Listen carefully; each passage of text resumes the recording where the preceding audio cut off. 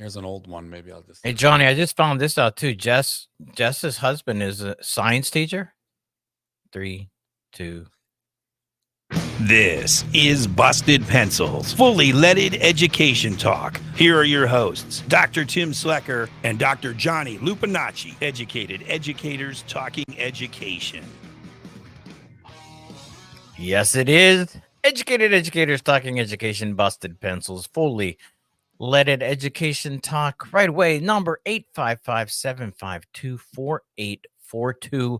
You can call in before we even introduce a topic. Hey, in fact, you can call in and drive the conversation sometimes, Johnny, because here's the deal, right? Yeah, we man. got a lot to, we're educated educators talking education. We got a lot to say, but nothing is more important than a listener out there who says, wait a minute, but I want to know about, or did you hear about? We encourage you right now. Not a problem. We do not mind being off task.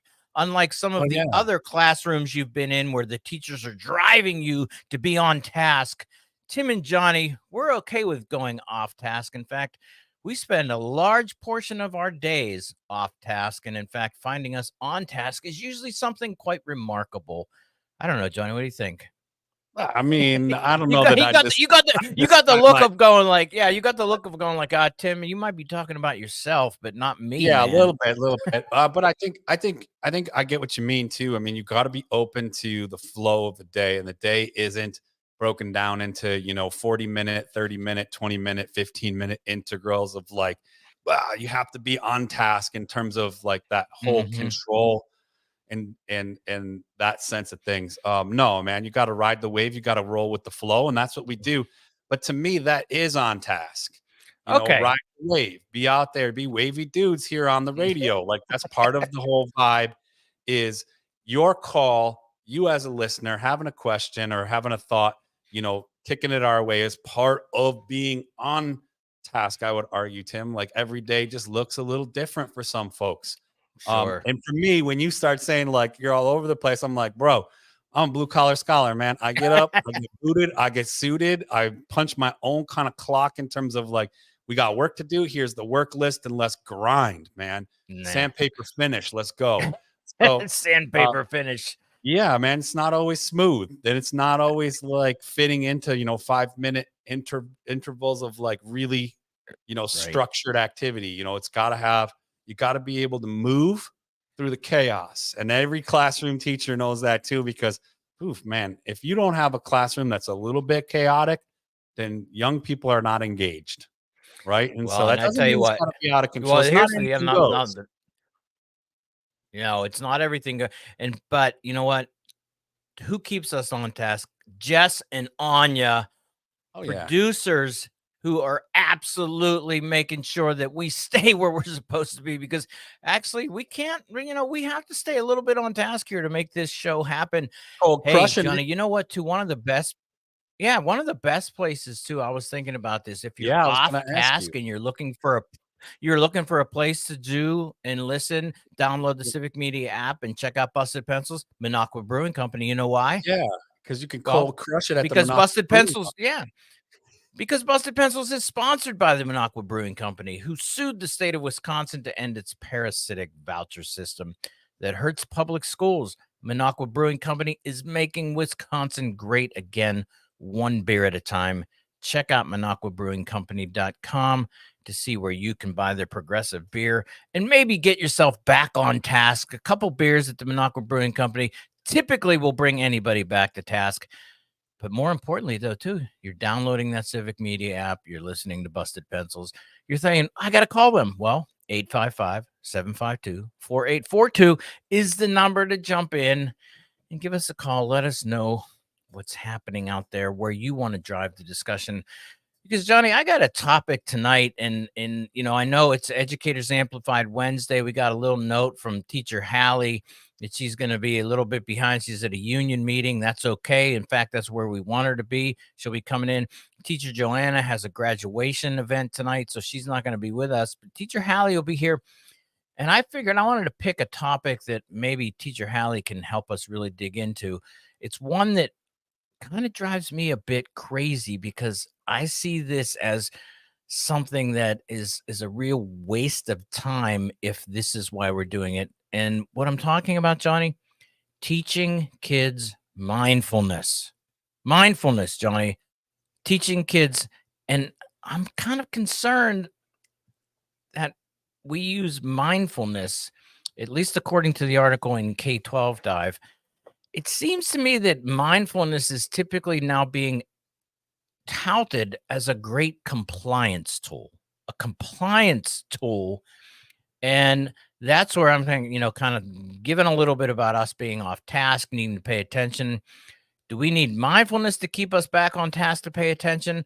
Or is the reality of the setting, as you point out, Johnny, so often, schooling versus education, schooling, that compliance required behavior to be successful in schooling? Do we really want to be teaching kids mindfulness to be compliant? Yes. Okay. Yes. Deadpan, yes. Okay. Because what you're kind of proposing is like a word conundrum. You're I like know. you're assuming that by teaching it or by requiring kids to participate in learning to self-regulate and learning to find a balance, to come back to Mm. that, and it's a wavy day, you got to ride the wave, right? To have strategies. So I'm drawing from actual mindfulness curriculum, not like your packaged, yay, Mhm. yoga fixes everybody, appropriated wellness garbage. I'm not pulling from that, but really mindfulness practices, mindfulness based strategies for classrooms or even for life. I think implementing those and empowering young people, and yes, requiring that, like, hey, I want you to try some of these. Hey, I want you to learn about ways in which you can help regulate yourself in most situations. I think Mm. these are incredibly empowering skills.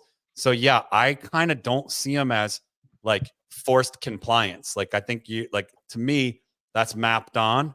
Mhm. But yeah, I guess if it's I mean, I guess if states and districts are saying we're going to force this and we're going to put it into a standardized test, it sort of is like, well, that's not really actually practicing mindfulness.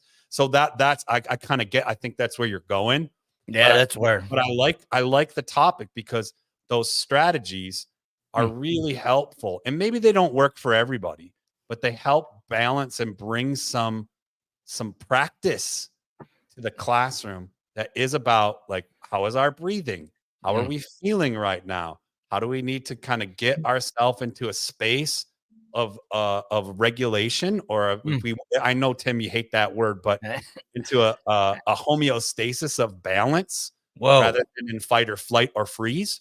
Mm. And most schooling is about fight, flight, or freeze, or just kind of be doing what we expect students to do, which is why when we started the show, Tim, when you were talking about being off track, I was like, well, if you're a teacher, you're used to students seeming like they're off track, because moving around, Mm. having the kind of freedom to be children is also part of, what I think mindfulness, when you bring that up, is a helpful strategy in terms of that. Now it gets co-opted. So I'm just Okay. waiting for it to end up on the praxis exam or like in the bubble sheets, like, do you know your 5 ways to be mindful? It's like, I can know that. I shared this example a bunch of times before, Tim. Like, I can teach kids how to make tea and they don't know how to make tea. I Mm. can have them memorizing mindfulness strategies and practices, and they're not doing mindfulness. Okay, so that I do see that we could, if we try and force it into schooling model, schools Mhm. as is, we're going to end up with that. Like, maybe we have some kids who know the answer but don't know how to do this. And the whole point of mindfulness strategies and practices is to empower people to be well, to be able to be calm, to be able to be, in resonance with one another and the situation they're in. Now, I'm taking up a lot of space, so I'm going to pass the mic in a second here, but I want to add one more thing, because in addition to that, we also have to have caution. And I think, Tim, this is what you're also, bringing into light here, is maybe we shouldn't be calm in some of these situations. Like, Mm. don't tell me that, like, hey, I want you to do some mindfulness right now, but we're going to talk about, should teachers in our schools have guns? Mm. Like, you can't just say, like, hey, you're going to have a calm reaction to this because we're going to talk about stuff that's actually not at all healthy to be calm about. So I do think it also gets used sometimes in a really white liberal way. Like, but we're going to be mindful. And you're like, are we though? Because shouldn't we be kind of freaking out? Because you're just giving us more information that's harmful, hurtful, and about enforcing schooling, not about empowering learners to be themselves, to be free, to sort of be in resonance with one another and develop as children do, right? Push boundaries, be curious, ask questions, move around, and sometimes be in dysregulation, but have adults around them who help them balance, right? So we've talked about it too many times, but I do worry also that sometimes it's like a band-aid on a bigger problem. Like, but now we have mindfulness curriculum.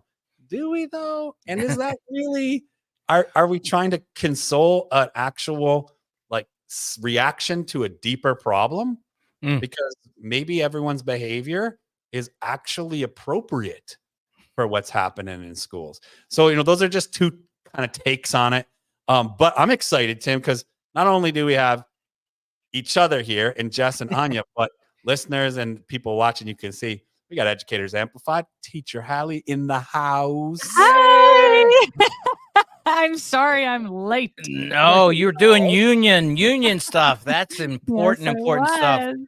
So, Hallie, have we teed this up for you enough here? I know we're moving into where we're going to be done with our first segment, but we're talking mindfulness.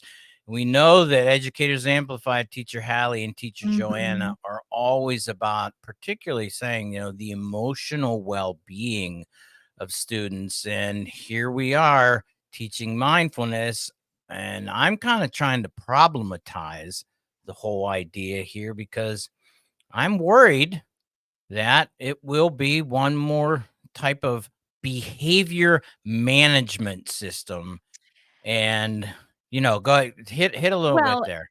Well, it'll get Frankensteined is what we call it, because, many schools I've worked in were trauma informed, meaning that they understood what trauma was. But when you bring it into the system and when you try to bring well-being into a system that's not well or unwell, I don't know what kind of product or what kind of results you're actually going to see if we just put it into a system that's broken. So I don't feel optimistic. I can make a problem.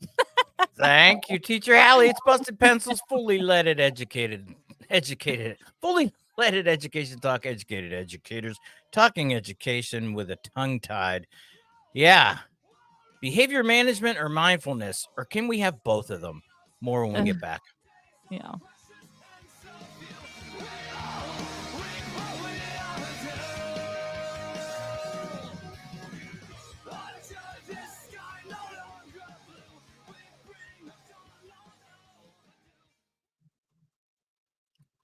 Welcome, Hallie. Hi.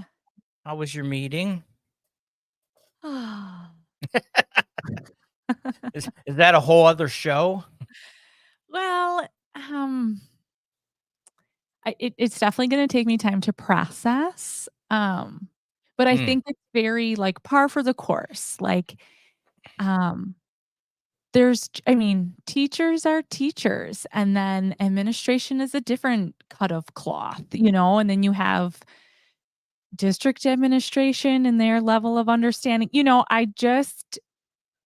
My biggest takeaway I would say is that the need for teachers to be involved in decisions that are made, because you can't possibly think of what, like people in positions of power in the system can't possibly understand how their decisions affect a person, a student, a classroom. And because we don't have teachers there, it's just gobbledygook.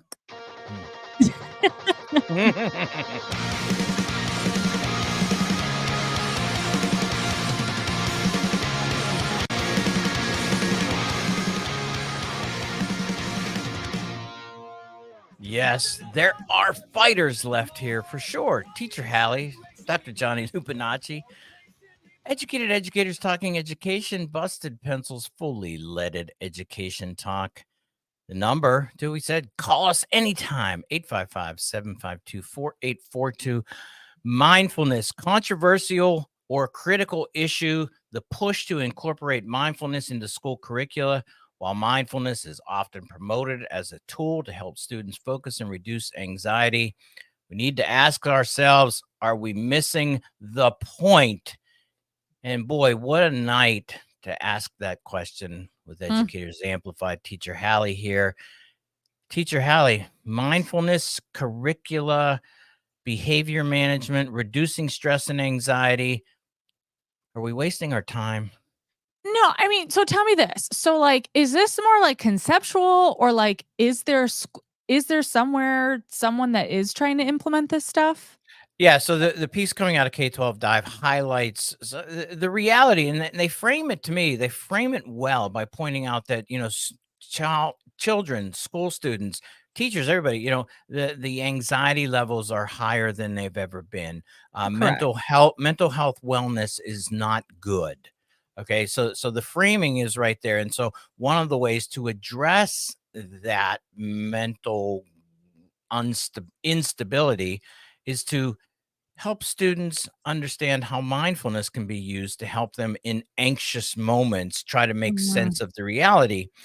But when you get deeper into the article, I Mhm. get more concerned because it feels like the real end result of mindfulness feels like behavior control management systems that Mhm. says Mhm. to be successful in schooling today, you need to drop that stress. You need to reduce that anxiety because you need to pay attention and you need to behave because we got lots of learning to cover here, dude. So let's try some mindfulness to get you focused back on task.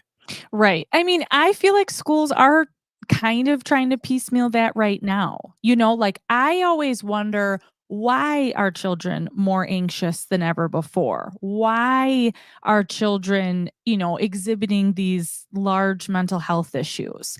And I always find it interesting that, one, I don't know if people ask why, but two, how come we're never like, let's look at where they are 7 hours per day, 5 days a week, and how Mm, is that contributing to their mental health and well-being? Like, we just don't talk about it. We're just like, the kids are unwell. And so mm. we'll just stick little Johnny, not Yeah, there he is. little Billy. I don't mean Johnny. We'll stick little Billy in the calming room and we'll make sure he's calm, but then hurry back to class because you've got reading to do. Like, Yeah. I feel like people are trying to do that right now and we're not getting to the root of the problem. The So, Yeah. root of the root of the problem. And check it out though. This yeah. isn't the root of our problem. Caller Joanne, man, loving this. Caller Joanne, what's happening, our friend? I'd like to bring in another theme that you have been touching on in these last weeks and relate it to what you're going through right now. And Teacher Hallie's description of Frankenstein really does apply here. There are a number of companies that have developed mood analyses programs, AI enhanced Mhm. analysis that has been used in schools in some Asian nations, and it's almost a common theme in some schools in China that the faces of young students will be analyzed to whether or not their mood is upbeat, depressed, whatever, if they're on task or not. And of course, we can bring up all the biases, all the problems, that you folks have ably analyzed through these last weeks in terms of AI. But it's still being done. It's Mm, being done right now because it's cheap and it's easy. And a teacher who has 40, 50, 60 kids in a classroom, as in some Asian nations, can just do a scan and find out who's depressed or who's off task. Yeah. So again, I wanted to throw another monkey wrench into this whole amazing analysis. Thanks so much for this discussion. Caller Mhm. Joanne, we love when you throw that monkey wrench. Teacher Hallie's got that look of going, let me think. I don't get it. Like, I don't like, how do they do that? Well, you got cameras in the classroom monitoring facial expressions, and Oh my. there is artificial intelligence now deployed to monitor facial expressions that can then communicate real time data to somebody who's looking at, going, "Hey, Teacher Hallie and Teacher and Dr. Johnny, man, they look really sad right now, Dr. Tim. You should pay attention to them. Or, wow, Teacher Hallie looks really anxious right now. You should go over and give her some mindfulness tips to relieve her anxiety. That to me just screams like you're going to get yourself into some very sticky situations. Honestly, because I'm like, my mad looks different than Johnny's mad, looks different than Tim's mad. Honestly. Yeah. You know what I mean? Especially if you think about like a first grade classroom, like some kids kick, some kids cry, some kids run, some kids sit and like quietly suppress it and bottle it all up. So like if the algorithm always says the one who's screaming, swear words versus the kid who cry, I think that gets sticky. I wouldn't recommend it. Dr. John, I'm looking at Dr. Johnny Lupinacci, and he's like, no, I want to deploy some AI facial recognition in my classroom. No, never did I ever say that. But I will say again, some of this is like, hey, I'm going to sober up by drinking more beer. It's like it's right. It's like packaging words together that don't fit together. They're what do they call that in English language arts classroom? An oxymoron. Yeah. Or like, you're stressed, you need mindfulness. Okay, great. Nothing about this space we're in, nothing about the structure that we're doing this in, or my reaction to it is conducive to what that actually is.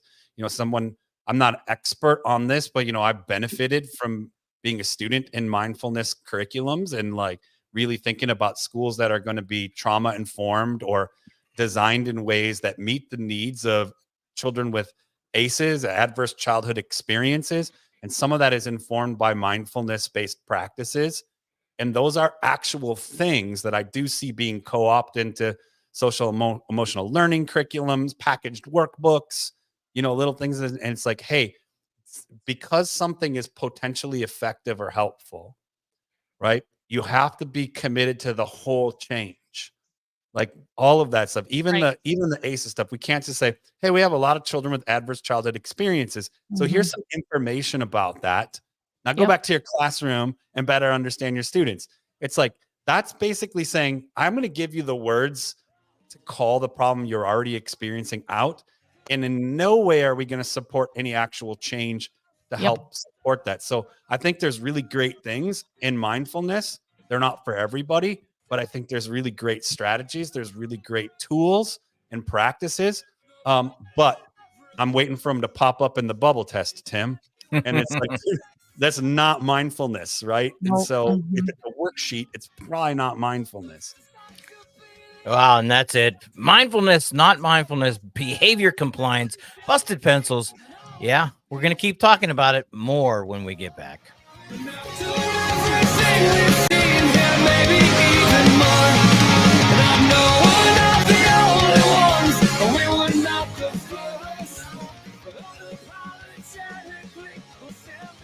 I just had a thought while you were talking. Oh, I know. All these like Band-Aid, I just view them as Band-Aids, but I'm like, what kids really need is like true connection. It's like, talk with people. My big issue on this one, really, to come back to particularly Hallie, is that, okay, like if you're not willing to admit that the system itself is creating a lot of the anxiety, sadness, and depression, really you're going to bring mindfulness in to essentially help people deal with a sick system. So we're giving you skills to deal with a sick system instead of saying we want to replace the system and then also create a wellness and a sense of well-being. And the first way we're going to do that is address the system here that is creating the anxiety and the depression. Correct. That's all. Well, and then, right, we're talking about like students right now, but that's what Joanna and I always say is like teachers who are leaving as they become more regulated and take care of themselves, they realize they need to leave. Do you know what I mean? So you can't right. Yeah. And we had a whole show where the veteran teachers were coming out and saying, we will no longer be subs because we can't continue to be in this unhealthy system and co-sign off on it, it is getting worse and worse for teachers. We left, and you're not making it any better. And us coming back to help is only making the problem worse. Yeah. Right. Yeah. Well, there we go. It's all laid out and perfect and wonderful. So, Hallie, If we get into the mindfulness stuff, Tim, if we want to get into that, it is about connection. But if you sort of put it through a school factory mill, it's like teaching about that connection, but not providing it. Yeah, well, I mean, here's the other, but if we really got deep into mindfulness and mental health and well-being, we would also be teaching the students and the teachers to identify that they themselves are trapped in an unhealthy system. This might then create some sense of going, well, shit. Whoops. Oh. You're kind of live, bro. That wasn't on real radio, I know, but no, well, poop. There are 10 people who can hear you. I Bum. said POOP. Everybody poops. That's true. Isn't there a kid's book called that? Everybody poops. Yeah, that's what I thought. Yeah, probably one of the most factually accurate books ever. Well, and the other thing you get into, Tim, and this has actually been some legitimate pushback on, is that you brought up the last few shows, like your religious rights. And there is actually a big movement of parents who say mindfulness, that's against my religion. And you're like, oh gosh. Well, there's that side too of going like, yeah, you're not going to indoctrinate me into that religion. And then there's also is this co-opting Buddhism in a sense, and then kind of appropriating it, probably not as much anymore, but I mean, you can really make a case of going, it's like, well, mindfulness does have, at least to me, it has its roots in Buddhism. Yeah. Yes or no, right? Well, mine, yeah. I mean, Yes, I know it's now been neuroscience. it's been stripped of that for sure. But I think too, like, you don't even have to be mindfulness. You could look at neuroscience. You could look at just well-being. Yes. This is where I come back to this in having done some of this mediating in districts. It's like, this is based on scientific consensus, like biology. And really important research done on children's development, brains, what they need, and what schools are not providing. And when we know better, we ought to be able to do better. Now, when everyone's like, well, how do we teach when it's like that? Well, guess what? There are some strategies and some practices that go well with that. But that's those schools, when you walk into them, are radically different. Yeah. And it's like, whoa, this is really cool, man. Well, here's the deal, right? Okay. You're telling me now that scientific consensus says I have to give up my religion and practice Buddhism? Oh, no. Oh, God. Thanks. You're always so kind. Your neighbor. Bring that. Hey, Tim's neighbor. Any way you want it, that's the way you need it. Any way you want it. Yeah, there it is. That's the way it is all the time, any way you want it. Busted Pencils, fully leaded education talk. Educated educators talking education. People are like, wait, is that Journey? No, that's not Journey. That's Rise Against. It's a better version than the original. Yes, any way you want it. That's what we do. Teacher Hallie, Educators Amplified. Dr. Johnny, Dr. Tim, we are, busting some pencils. Talking about mindfulness and the system of schooling, and then the practice of mindfulness. And my issue here is that the practice, and I'll say that the practice of mindfulness is absolutely good stuff. Great things to learn. I'm putting this out though, as I get concerned about teaching mindfulness, though, to adjust and adapt to a sick system, and that we're not willing to do any of the work to adjust the system that's creating the need to use mindfulness to deal with the system, instead of using mindfulness to actually achieve a better mental balance, a better mental health, a better way of understanding the world is that mindfulness is co-opted here, Teacher Hallie. Sorry. No, I see. I see you. Okay. Come with me on this journey that just went through my brain. I got my shoes on. Okay. So this concept of mindfulness that you keep saying, I think is deducing or like really not actually getting to like the well-being or regulation that I talk about. I feel like when we talk about mindfulness, we're still in the realm of like, right, the way that our society works on like individual achievement and individual betterment. Like, right, and that's how the school system is set up of like you are learning individually and you are trying to climb this ladder and reach success. So with mindfulness, you will do this, meditation so that you can be better.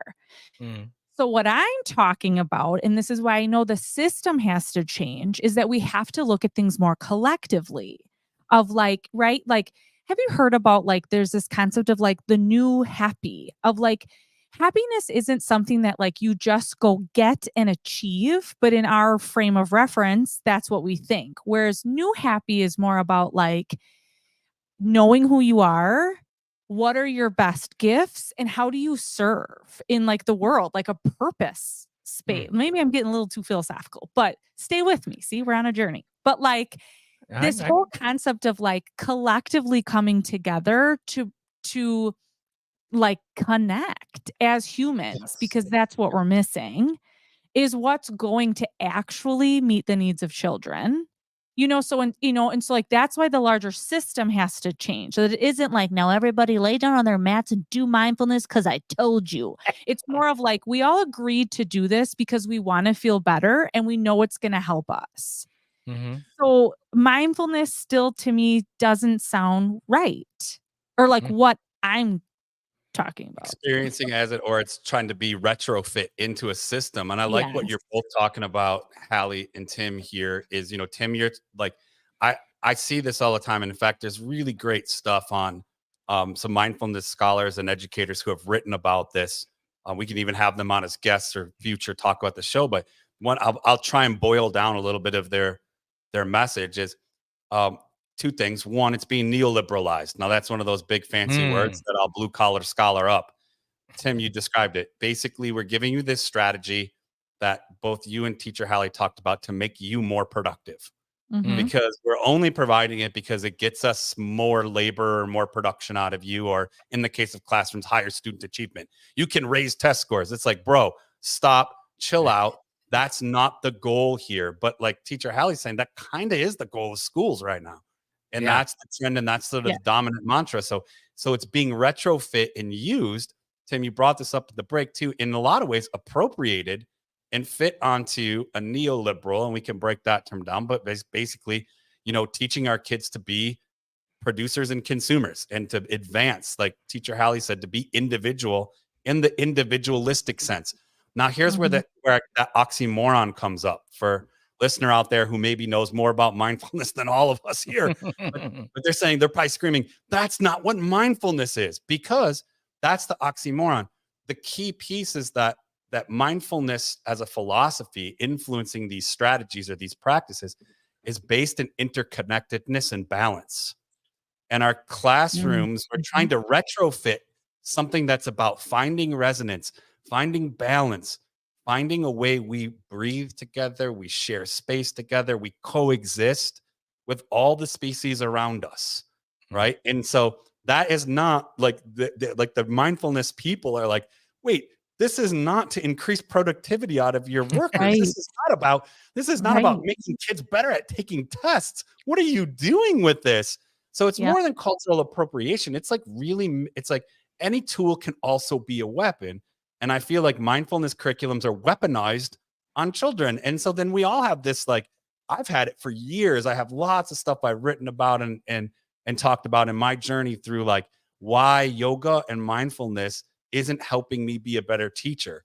But because it was like, hey, well, you could do these things and you'll be better at your job. And it's like, when, where, how? And as I learned about those things, I saw that they contradicted, right? Yep. It's like these two things don't fit together. So if we're on board as a school community or as a school system, or dare we say public education system, where we are going to center wellness in our teachers and in our students, it's going to look way different. And then I think those curriculums complement that setting. But otherwise, when they're, like you both talked about, when they're used for individual gain, that's one, antithetical to their origin and to their purpose. And then two, it's appropriation, and it's just bad practice. It's just not, it's not going to work. So then we're going to say, guess what? This mindfulness stuff didn't work. Yep. Like, you didn't apply it.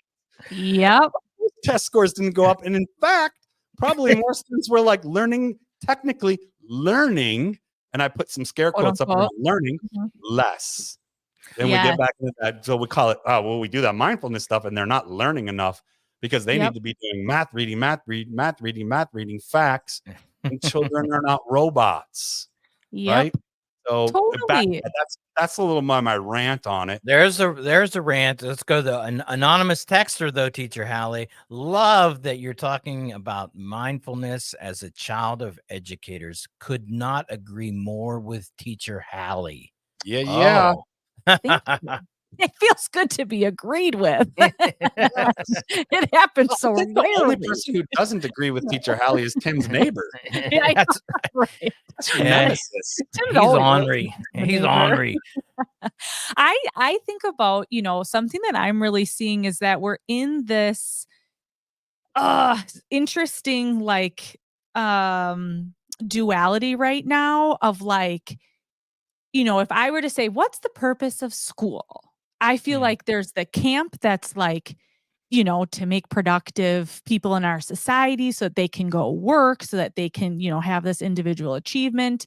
And then the other people are like, well, I don't really know what other people think. You know what I mean? That don't have a strong, but I'm like, is anybody willing to be like, what's the purpose of school? To make kids well-rounded citizens, to make kids feel good, to make people believe in strength, believe in their strengths and carry that out. You know what I mean? We don't have that language, for people to even choose that as an option.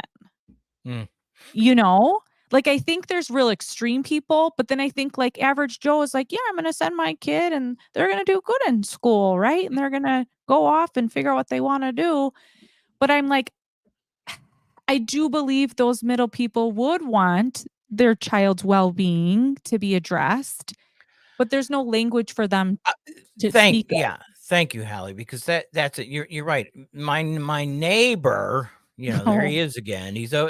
But he's like, okay, wait a minute.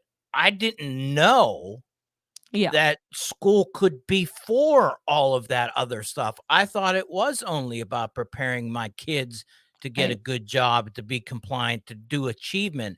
I didn't even know that school could be about well-being, fitting in, learning how to be a compassionate, critical citizen, a good neighbor. My neighbor didn't even know that schooling could be about being a good neighbor.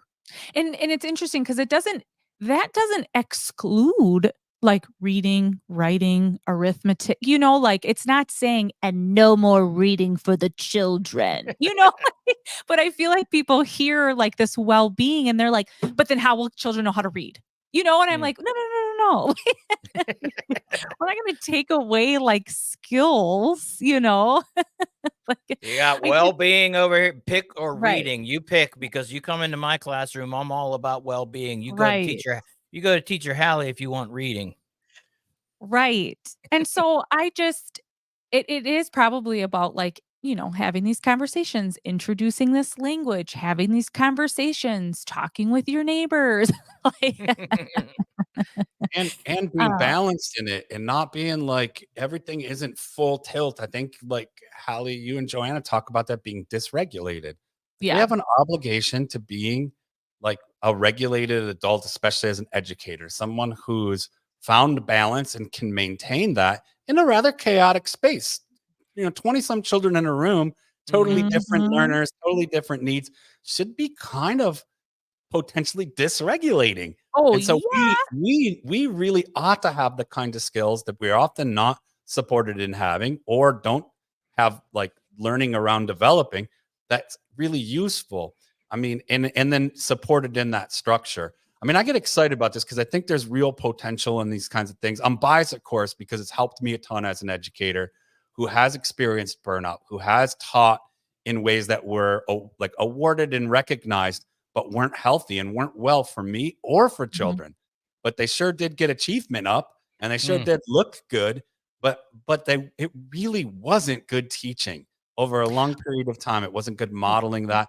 And mindfulness, I think, can offer is an invitation to rethinking how and why. And I love, Teacher Hallie, that you said, essentially this backs up to what is the purpose of education? Because if the purpose is raising really well people who are adjusted to themselves and one another, who celebrate their differences and know their needs and can communicate those and behave in places together in ways that work, well, then that's different than they need really high test scores, right? And I'm reminded of, like, for anyone out there thinking about this, if you go to the very best schools in our country where the elites send their kids and you see the kinds of things that they're experiencing and the kind of flow to their day, you see that we know how to do schooling well, and we provide that to the elite because it's awarded and afforded to the very best. There's a classist school system.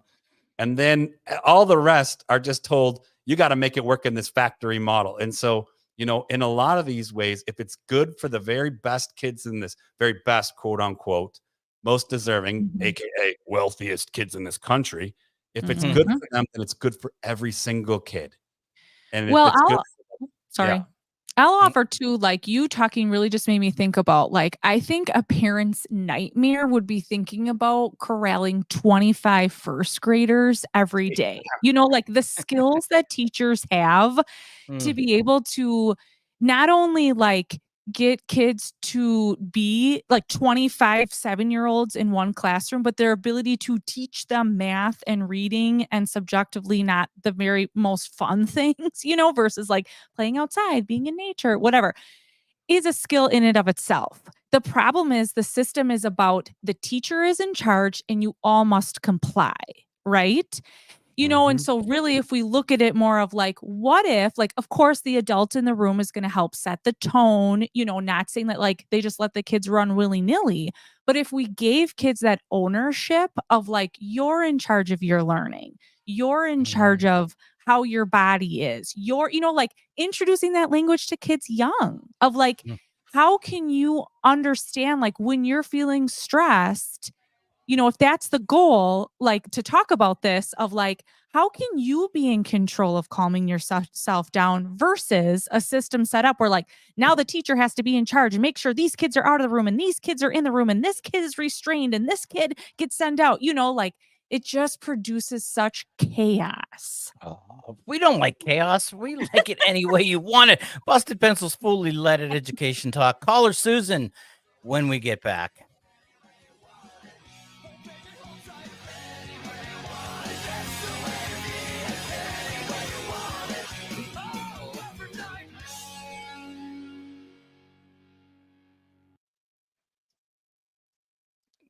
Good stuff, everybody. Good stuff. No, it's great. It's I'm great. all riled up from my union meeting, so my energy is high. Okay, Hallie. Now when we come back, we got Susan from the garden. Yeah, I know. Is Susan typically in the garden? I don't know. This may be the first time Susan. Okay. We've had. That's I didn't know Susan. if it was like That's shtick. perfect to be calling. No, this is but great. I love it. It's probably know. her space of Zen. She's in her space of Zen practicing mindfulness and went, oh, wait, I got to call Right. them. Right. You know, they just knocked me off of 30 my seconds. Mindfulness. 30 seconds. Coming back. Do. And Hallie's ranting about compliance and chaos. No. It's good stuff. Well, Hallie, you saw it. You got Jess and Anya. They're cackling. I love a good cackle, Tim. You know it. You always have to get a cackle. You got to cackle. Hallie, I think you should sell that cackle to AI. Right? Can you imagine?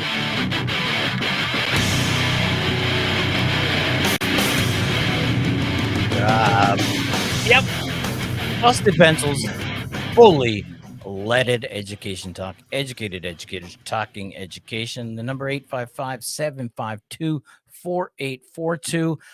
Caller Susan calling from her garden. Man, Susan, what's happening in the garden? Oh, I'm just digging up a lot of roots out here so I can put some plants in. So I love digging. It's very mindful and gets me centered. But anyway, I love the show. I always like the topics you have. But I was just thinking about mindfulness. My kids, my one set of kids who have children, if their kids, their middle child is very, he gets upset easily sometimes. So they'll just send them out and say, well, okay, you can go run around the block or do something, but you got to calm yourself down. So in school settings, it's not easy to do that. So how do teachers navigate that?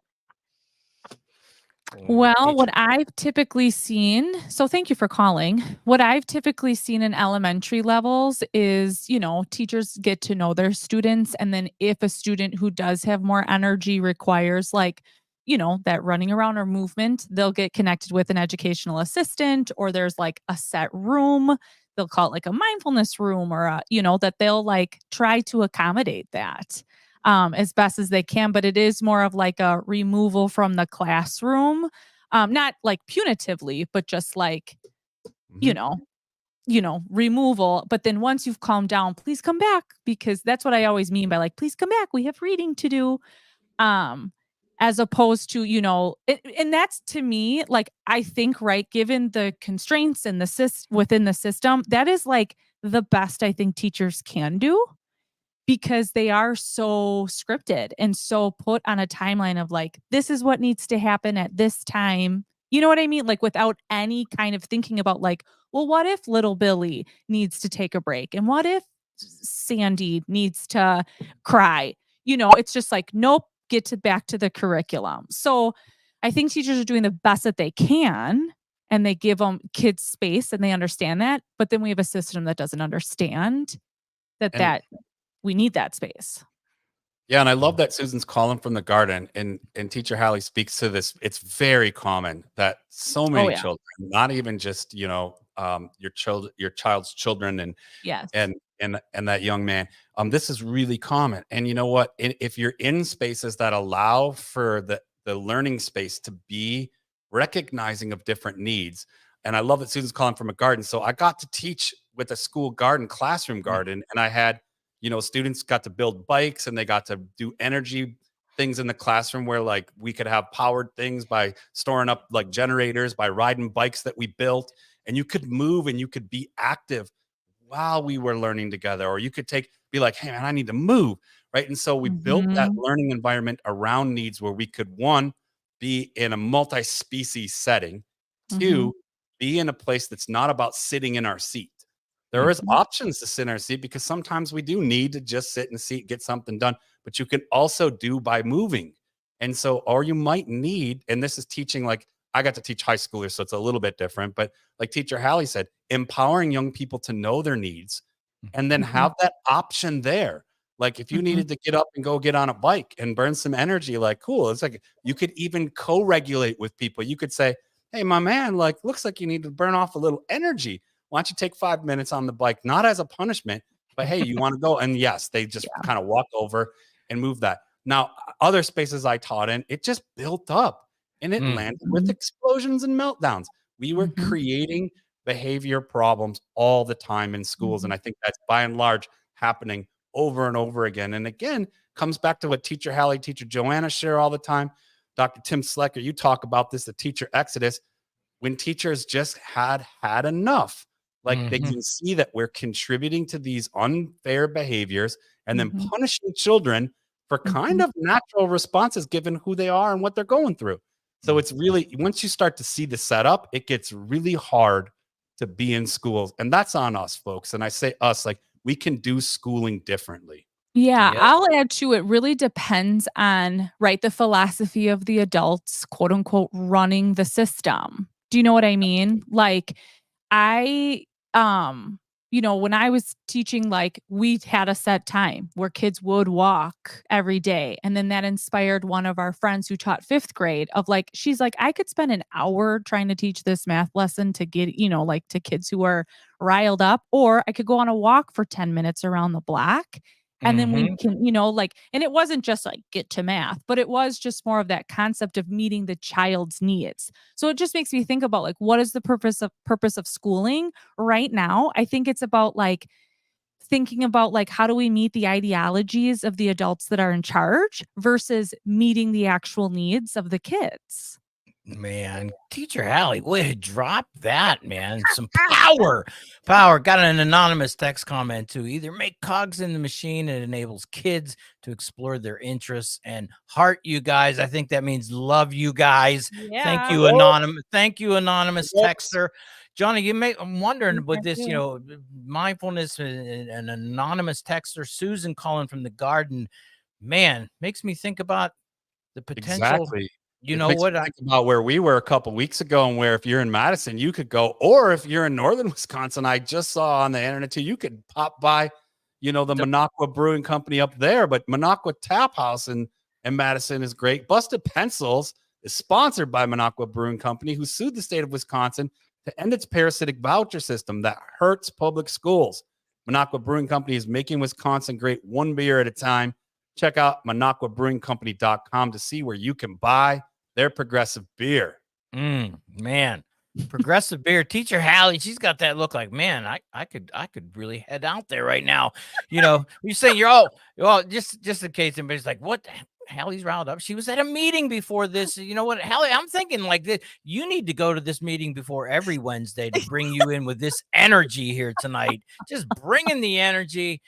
And yeah, man, we want to clone that laugh, because man, it comes from the heart, and it's just so expressive, man. Busted Pencils, fully leaded education talk. Yeah, thank you, caller Joanne, caller Susan. Continue enjoying that garden work, talking about really taking care of your own mental health and well-being. Anybody, and Johnny, you're relating the idea too of a kid's garden in schools, and the ability to do this, moving particularly out of that system called schooling, right?